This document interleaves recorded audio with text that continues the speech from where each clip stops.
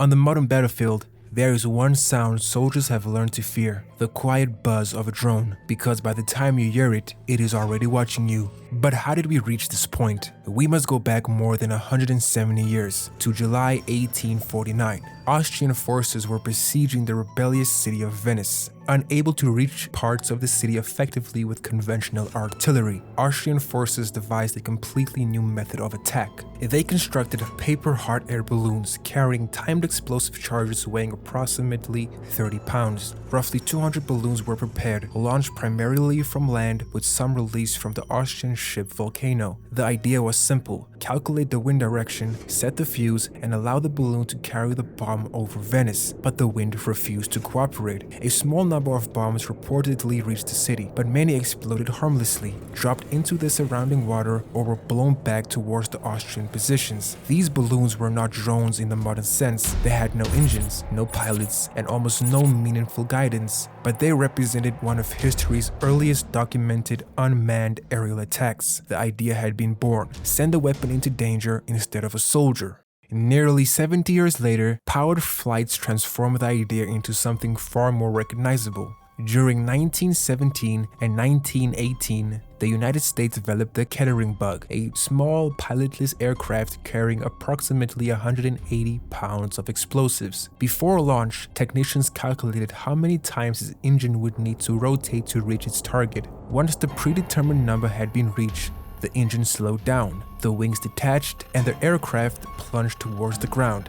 It was crude. It would not change targets, react to threats, or correct major navigation errors, but it was effectively an early cruise missile. The First World War ended before the K-Bug could enter combat, but the basic principle would survive.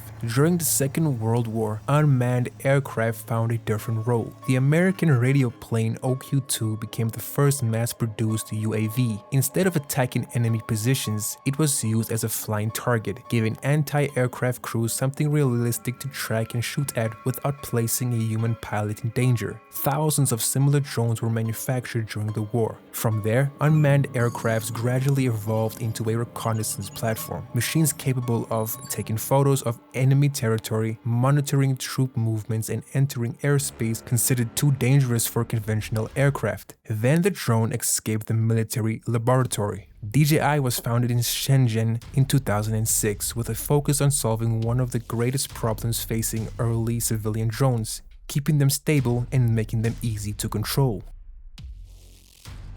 January 2013, DJI released the original Phantom. It was not the first quadcopter, but it transformed what had previously been a complicated engineering hobby into a ready-to-fly consumer product. It arrived with GPS-assisted navigation, automatic stabilization, and controls that ordinary people could learn very quickly. Then came the Mavic Pro in 2016. It folded down small enough to carry in a backpack while still offering a stabilized 4K camera, obstacle avoidance sensing, automatic flight modes, and advertised a flight time of 27 minutes. DJI had combined the aircraft, camera, stabilization system, navigation software, and controller into one dependable package. By 2021, one major industry survey estimated that DJI had more than 94% of the consumer drone market. But the same qualities that made civilian drones attractive to photographers also made them valuable on the battlefield.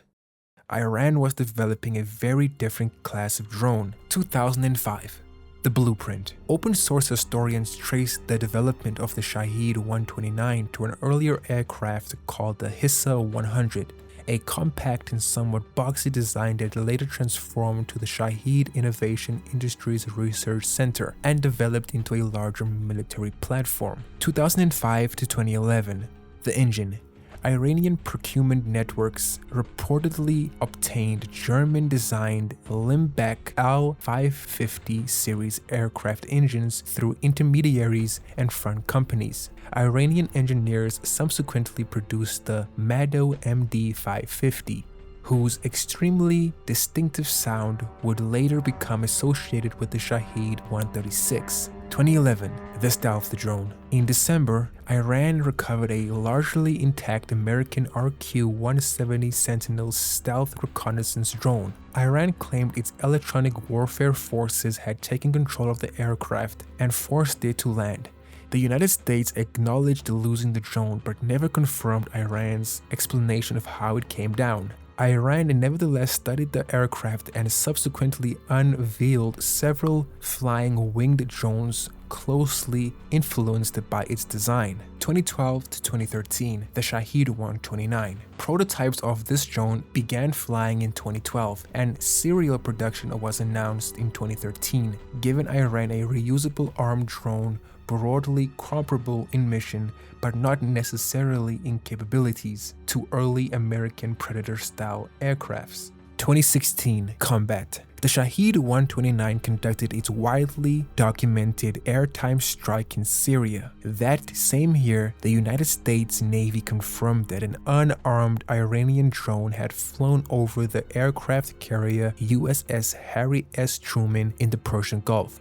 Iranian sources identified it as the Shahed series reconnaissance aircraft, although the United States did not publicly confirm the exact model. Iran also displayed a redesigned Shahed 129 with a large bulge on its nose, possibly intended to house satellite communication or radar equipment. 2019, the oil attack. September that year, a coordinated attack involving 18 drones and 7 cruise missiles struck Saudi Arabia's largest oil facilities. The attack temporarily removed approximately 5.7 million barrels per day from Saudi's production, roughly half of the country's production at the time. The smaller delta-wing drone used in the operation was later associated with a design now known as the Shahed 131. This was the moment the world saw how relatively inexpensive weapons could penetrate highly sophisticated air defenses and cause strategic economic damage. 2021, the family expands. Iran unveiled the Shahed 149 Gaza, a much larger, long-endurance drone resembling the American MQ-9 Reaper in its general mission and configuration. Then, in December, Iran revealed the first official footage of the Shahed 136 and its distinctive multi-rail track launcher. Unlike the Shahed 129 or Shahed 149, the 136 was never intended to return. It was a one-way attack aircraft, guided to a predetermined coordinates and destroyed along with its target.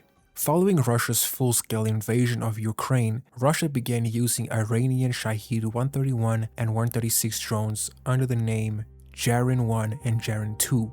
Russia and Iran subsequently reached a reported $1.7 billion agreement involving aircraft production equipment. According to Ukraine's official figures, Russia launched more than 57,000 Shahed-type aircraft and decoys during 2025. Approximately 32,000 were identified as actual strike drones. The purpose was no longer simply to destroy individual targets. A large wave of drones could force defenders to reveal radar positions. The same year, the United States revealed Lucas, the low-cost unmanned combat system, a Shahed-like one-way attack drone by the American company SpectreWorks. By December, the United States had deployed an operational Lucas squadron in the Middle East. The weapon that Iran had primarily built by studying foreign technologies had now influenced an American weapon designed to combat Iran itself.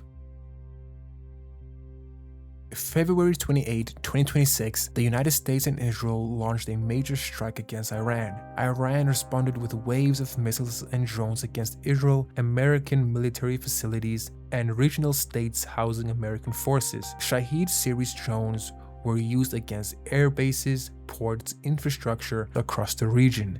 And during these operations, the United States used Lucas drones in combat against Iran for the first time.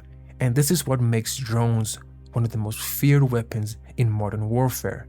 An airbase hundreds of miles away from the front can be attacked by a machine cheap enough to sacrifice, and when one drone is destroyed, another can already be following behind it. Modern warfare is no longer a contest of who possesses the largest bomb, the fastest aircraft, or the most heavily armored vehicle. It is increasingly a contest of who can first strike at the lowest cost and repair their weapon the fastest.